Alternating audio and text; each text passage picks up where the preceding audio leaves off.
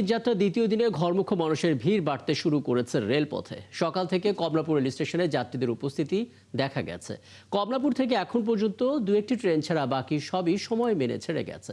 সকালে ঈদযাত্রার পরিস্থিতি দেখতে কমলাপুর রেল স্টেশনে যান সড়ক পরিবহন মন্ত্রী শেখ রবিউল আলম। বলেছেন, রেল যাত্রায় দুর্ঘটনা প্রবণ এলাকা চিহ্নিত করে কাজ করছে কর্তৃপক্ষ। এছাড়া শিডিউল বিপর্যয় যেন না হয় সেদিকেও নজর দেওয়া হচ্ছে। এর বাইরে আগামীকাল থেকে আরও 5 জোড়া বিশেষ ট্রেন চলাচল করবে বলে জানিয়েছেন মন্ত্রী। ওদিকে স্বস্তিতে বাড়ি ফিরতে পেরে খুশি যাত্রীরাও। কমলাপুর রেল স্টেশনে আছেন সহকর্মী ফরহাদ ইবনে মালেক, সেখানকার আপডেট নিয়ে যুক্ত হচ্ছেন আমাদের সঙ্গে। ফরহাদ, সকালে আমরা দেখছিলাম এখানে সড়ক পরিবহন মন্ত্রী এসেছিলেন, তিনি মূলত কি বলেছেন মোটা দাগে সেটা একটু জেনে নিতে চাই। একই সঙ্গে যাত্রীদের প্রতিক্রিয়াও জানবো। শিডিউল বিপর্যয়ের কোনো ঘটনা এখন পর্যন্ত ঘটেছে কিনা সেটি একটু জানাবেন আমাদেরকে ফরহাদ। যেহেতু সরকারি ছুটি এখন পর্যন্ত ঘোষণা হয়নি, আজ সর্বশেষ কার্যদিবস, অর্থাৎ অফিস শেষ হওয়ার পরে একটা ভিড় বাড়বে। অন্যান্য বারের মতো এই ঈদের যে সকল ভিড় আমরা মোটামুটি মোটা দাগে দেখে থাকি তা হচ্ছে সরকারি ছুটি ঘোষণা এবং পোশাক শ্রমিক যারা রয়েছেন তাদের ছুটি ঘোষণার পর থেকে কিন্তু আসলে ভিড়টা বাড়ে। এখন পর্যন্ত স্বাভাবিক, একেবারেই মোটামুটি স্বাভাবিক রয়েছে।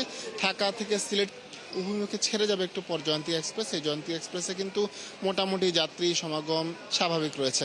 সেহেতু বলা যায় যে আসলে বিকেলের পর বা সন্ধ্যার দিক থেকে খুব একটা বড় রকমের ভিড় আমরা দেখতে পাবো এই রেলে ট্রেনে। শিডিউল বিপর্যয় মোটা দাগে নেই, দু একটা ট্রেন একটু দিক সেদিক হয়েছে, একটু দেরি হয়েছে, এবং বুড়িমারি এক্সপ্রেসটা দেরি হয়েছে। সড়ক পরিবহন সেতুমন্ত্রী রবিউল আলম তিনি জানিয়েছেন যে রেল লাইনে যেহেতু এখন ধান কাটার মৌসুম, খড়কুটো নেড়ে দেওয়ার ফলে কিন্তু একটু দেরি হচ্ছে, যেহেতু একটা দুর্ঘটনা ঘটতে পারে, এই জন্য একটু সময় লাগছে, এগুলো সরানো হচ্ছে, একটা ছোটোখাটো একটু সময় বাড়ছে। আর দুর্ঘটনার প্রবণ যে সকল জায়গা রয়েছে, রেল হোক সড়ক হোক, সব জায়গাতে সেসব জায়গা চিহ্নিত করে কিন্তু ব্যবস্থা নেওয়ার কথা জানিয়েছেন রেল পরিবহন সড়ক পরিবহন ও সেতুমন্ত্রী। পাশাপাশি আগামীকাল থেকে 5 জোড়া বিশেষ ট্রেন চালু করার কথা জানিয়েছেন তিনি। এছাড়া 51টি অতিরিক্ত বগি চালু করার কথা তিনি জানিয়েছেন। আমরা দু একজনের সাথে একটু কথা বলতে চাই, একজনের সাথে কথা বলবো। যাচ্ছেন, ঈদ যাত্রাটা কেমন মনে হচ্ছে আপনার কাছে অন্যান্য বারের চেয়ে? আলহামদুলিল্লাহ, এবার ঈদ যাত্রাটা আমার জন্য বিশেষ করে অনেক ভালো, কারণ আমি দীর্ঘ 2 মাসে মাদ্রাসা থেকে বাড়ি যাচ্ছি, এই জন্য আমার জন্য অনেক আনন্দের বিষয় আলহামদুলিল্লাহ। আর এবারে যাত্রাটাও আলহামদুলিল্লাহ অনেক ভালো হচ্ছে, মনে হচ্ছে আলহামদুলিল্লাহ। আশা করি কোনো অসুবিধা হবে না, আমরা নিরাপদেই আমাদের গন্তব্যে পৌঁছবো ইনশাআল্লাহ। ঠিক আছে, ধন্যবাদ। আমরা একজন নারী যাত্রীর সাথে কথা বলি। কোথায় যাচ্ছে? হবিগঞ্জ। আচ্ছা, অন্যান্য বারের চেয়ে এবারের যাওয়াটাকে একটু সহজ আরামদায়ক মনে হচ্ছে কিনা?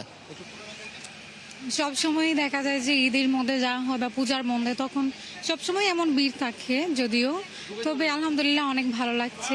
প্রায় 2 মাস পর ক্যাম্পাস থেকে বাসায় যাচ্ছি। এবং ফরহাদ, আমরা আসলে শিরোনামে যেটা বলছিলাম যে যাত্রীরাও কিছুটা স্বস্তি জানিয়েছেন, সেটাকেই দেখতে পাচ্ছি আপনার মাধ্যমে, এবং পরবর্তীতে আর আশা করি আরো কথা হবে আপনার সঙ্গে। কমলাপুর রেল স্টেশন থেকে যুক্ত হয়েছিলেন সহকর্মী ফরহাদ ইবনে মালেক বলছিলেন।